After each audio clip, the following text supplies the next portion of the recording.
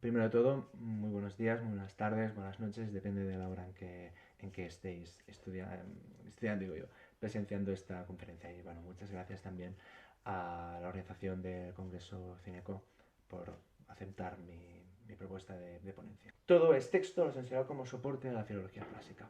Bueno, yo he estudiado filología clásica.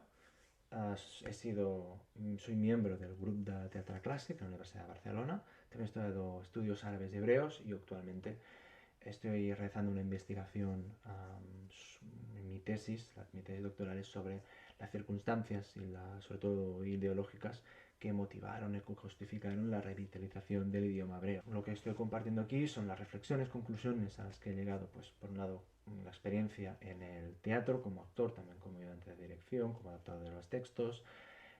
Por otro lado, pues la experiencia o las reflexiones motivadas a raíz de leer el contexto, mal dicho, el mal llamado contexto, el entorno, el mundo que propuso unos principales de los principales abanderados de esta revitalización de la lengua hebrea, que es Eliezer Ben Yehuda, y por otro lado las lecturas de ciertos pensadores alemanes de la escuela de Frankfurt, sobre todo Walter Benjamin, Theodor Adorno, Max Horkheimer y muy especialmente también Byung-Chul Han, ¿no? Que es un pensador actual también de, de tradición alemana. Bueno, la enseñanza de las lenguas clásicas. ¿Qué problemas nos encontramos con la enseñanza de las lenguas clásicas, sobre todo en la universidad? Bueno, pues para empezar, por cantidad de horas, ya desde el bachillerato, digamos, en comparación con la exposición que se tiene, por ejemplo, al inglés, pues siendo de más lenguas con una mayor complicación y una mayor distancia, pues son pocas horas las que se tienen y se necesitan unas horas pues para poder entender cabalmente los textos con los soportes mínimos, con las ayudas mínimas. Ligado a esto, claro, tenemos pocas oportunidades de input sobre todo audiovisual, puesto que hoy en día la mayoría de los inputs de la enseñanza de los chicos y no tan chicos, pues son cuestiones de streaming, las series, plataformas como Netflix, Twitch, YouTube, ¿no? Pero no las tenemos en latín. La presencia en latín es anecdótica y del griego antiguo pues ya no podemos hablar del griego antiguo. Ligado a esto, pues hay una imposibilidad de una inversión. Además, igualmente, ¿qué tipo de inversión nos podría... Si al fin y al cabo lo que necesitamos es tener una buena comprensión lectora, ¿de qué nos serviría una inversión, sobre todo oral, ¿no? También es algo que nos tenemos que plantear. Hay escuelas, academias, la Academia de Wiwarum Nuwarum, por ejemplo, que sí que pues, hay una inversión en latín o en antiguo. Y bueno, ligado a esto está, pues, digamos, la dicotomía entre el método tradicional que aún se usa en la enseñanza secundaria, sobre todo en las universidades, o el método Orberg, un método más vivo. Cómo esto encaja con los objetivos de las pruebas de las pruebas de entrada a la universidad y con el uso del latín en el bachillerato humanístico como, especialmente el latín, ¿no? Como herramienta para desarrollar el pensamiento abstracto, con lo cual uno se centra más en la gramática y en la sintaxis. Algo que contrasta con el método de enseñanza de las lenguas vivas, pero que, bueno, que al fin y al cabo, en una era en la que parece que el pensamiento abstracto pues, es más necesario, pero más difícil de desarrollar, a causa de pues, todo el desarrollo de Internet, las redes sociales, todo el ruido que tenemos cuando aprendemos, pues tenemos también esta dificultad. ¿Qué papel damos al latín? ¿No? Y claro, obviamente en todas esas comparaciones, el latín y el griego, pues son lenguas que parecen difíciles. Son lenguas que parecen difíciles. Bueno, eso sería un poco el planteamiento. Claro, esos problemas especialmente, ¿de dónde vienen? Bueno, vienen esencialmente de el desarrollo de la filología. El momento más importante es el 19, pero el 19 lo que hace es consolidar y agrandar lo que ya había empezado a producirse en el Renacimiento. Es que con el desarrollo del humanismo, con el desarrollo de la imprenta, aparece una nueva manera de entender los textos. Los textos medievales pues se copiaban a mano, eran obras de arte. En este copiar a mano pues había una cuestión artística. La filología clásica, como la entendemos hoy en día, hunde sus raíces en la Altertumswissenschaft de finales del 18, principios del 19 de Prusia, Alemania.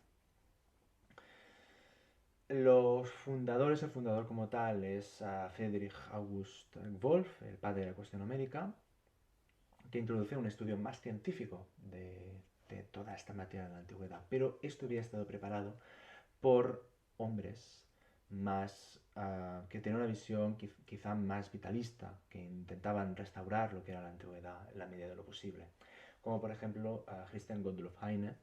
Él es discípulo de Winkelmann y cuando explicaba sus clases no solo de filología, también de historia, de arqueología, el estudio de la epigrafía, intentar estudiar la antigüedad como un todo para intentar comprenderla e intentar de algún modo revitalizarla, en la medida de lo posible.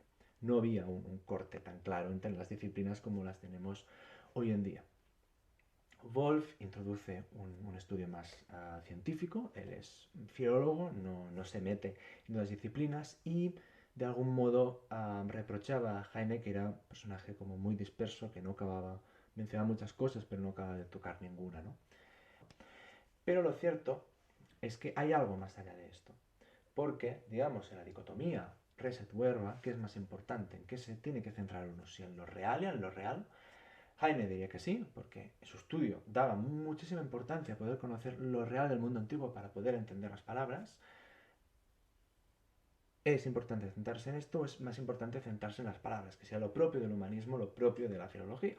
Wolff claramente se quiere centrar en las palabras. Si nos fijamos, Wolff es de una generación posterior y de la misma generación que Heine es Johann Bernhard Basedow, que crea el filantropio. Él crea en Dessau una institución mediante los filántropos de la zona, un colegio en el que pueden estudiar tanto niños ricos como niños pobres, en alemán, no en latín. En este caso, Dios enseña en alemán, enseña con libros, con dibujos, dando más importancia al mundo real en cierto modo, y Wolff es claramente un opositor a esto. Hay una dicotomía, esta dicotomía entre el que es más importante, si la realidad o las palabras. La filología claramente está a favor de las palabras, pero lo cierto es que esta dicotomía en cierto modo es falsa. En cierto modo, en todos los modos posibles es falsa. Es una dicotomía puramente mental, porque el texto realmente no es todo. Texto significa trama. Podríamos interpretar que es una trama, pues en el sentido de una trama de papiro, una trama de palabras. Pero un tejido también es todo lo que se crea en aquel momento. Un tejido no solo formado por las palabras están entretejidas también con lo oral. Si pensamos en el teatro, pensamos en Aristófanes, por ejemplo, que en nuestro grupo lo hemos representado varias veces, Plauto. El texto es solo una parte de lo que es la obra en su totalidad. El texto es solo pues, una partitura, es solamente un mapa. Estamos estudiando mapas, al fin y al cabo, centrándonos en mapas cuando son mapas de una realidad más completa. Aristófanes, por ejemplo, el texto, las palabras son una parte, el significado de las palabras, la métrica, la música, el vestuario, las máscaras, la misma oralidad, la misma presencia de esas palabras en el plano físico, la respuesta del público, el diálogo que se establece entre la obra y quien la está observando, a la presencia de los dioses, incluso, ¿no? Son los gestos también, las emociones, todo esto está presente, todo esto está presente, estaba presente en la obra en su totalidad cuando fue concebida, pero solo nos han quedado las palabras, estamos centrados en estas palabras. Cuando se consolida, digamos, esta tendencia en el 19, estamos a una sociedad industrial, una sociedad burguesa. Lo que sucede con esto es cómo se corta esta realidad, cómo estudiar el texto es más fácil, es más automático que pararse a recrear todo lo que era, ¿no? Un libro es mucho más fácil de leer que no ver toda una película, que además la película se ve en dos dimensiones, no en tres dimensiones. Es muy fácil leer un libro, mucho más fácil que no ir al teatro, claramente, no puedes ir al teatro cada día. Hay esta cuestión. Y además, en la enseñanza universitaria tenemos este desarrollo científico, este desarrollo positivista, que en última instancia lo que va haciendo es negar el valor de la experiencia, el valor también de lo sensorial. Si nos fijamos cómo están diseñadas las universidades, los edificios más nuevos en comparación con las universidades más antiguas, son edificios asépticos, son edificios blancos, son edificios planos, en los que no invitan pues, a, yo qué sé, a hacer cerámica, para decir algo, ¿no? digamos que estos experimentos artísticos, pese a que la filología y el arte forman parte de las mismas ramas de conocimiento, según el ministerio, no invitan a esta creación, no invitan a este... No hay un espacio que invite a estas actividades. No es cuestión de suplantar lo científico, digamos, por este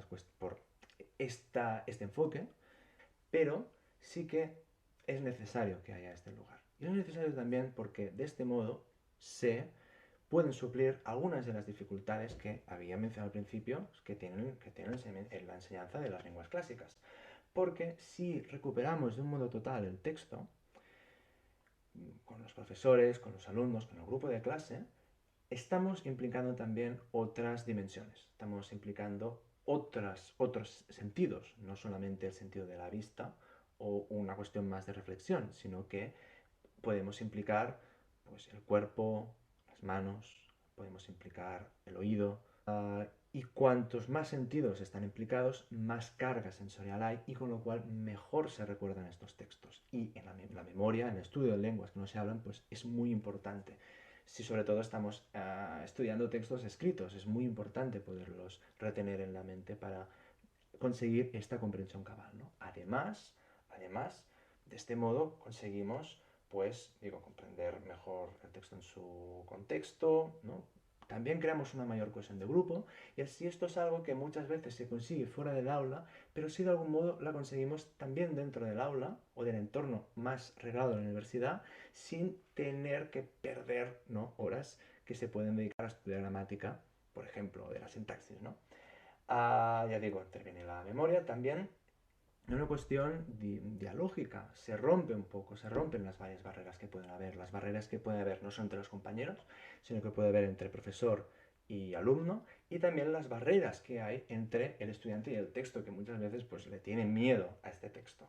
Y también, así también se da rienda a la creatividad, que es una energía y una potencialidad que todos tenemos, pero que muchas veces en la enseñanza queda un poco apartada, ¿no? Nuestra experiencia lo ha demostrado. Podéis buscarnos en v.tv, grupo de teatro clásico, y podéis ver un poco lo que hemos hecho, ¿no? Bueno, es importante, ¿no?, dar la importancia a lo sensorial o experiencial, especialmente en las universidades más centradas en lo visual o lo racional y lo normativo, muchas veces estas que al final es a donde conduce el positivismo, ¿no? Inevitablemente conduce a la normatividad. Lo importante, el gran problema, desde todo, continúa siendo lo virtual. Cómo se integra, cómo se puede trasladar esto en lo virtual. Es el gran desafío, porque lo virtual es plano, solo tiene dos dimensiones. No permite es un desarrollo más del libro.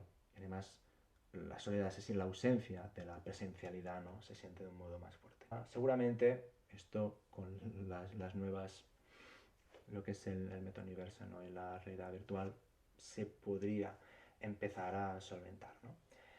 Sea como sea, digo, es necesario pues como poner este cerco, ¿no?, intentar crear este entorno que sin duda ayuda a la memorización de los textos, al estudio de los textos.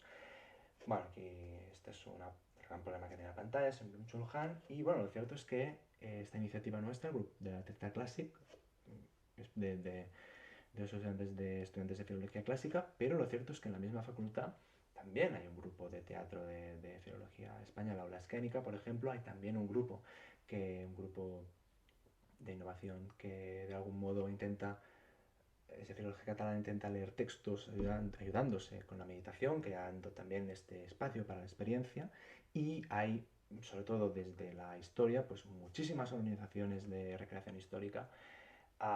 Por ejemplo, el Mostreli Giosus, que entré en contacto con ellos hace poco, pues recrean la religión, intentan explicar cómo la experiencia religiosa de la antigua Roma a los estudiantes, porque sin conocer esta experiencia antigua, que para los autores era algo pues tan evidente como el aire, pues hay mucho que se pierde en la comprensión de los textos, con lo cual, ya digo, no solo verba, también res. Las dos cosas existen y una no existe sin la otra, con lo cual esta dicotomía se tiene que romper y podemos romperla mediante iniciativas como las que acabo de mencionar.